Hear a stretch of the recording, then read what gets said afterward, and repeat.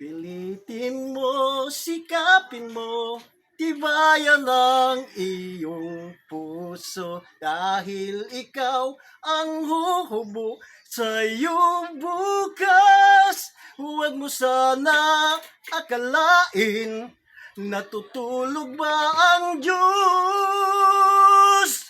Ang buhay ay mayroong halaga sa Kanya.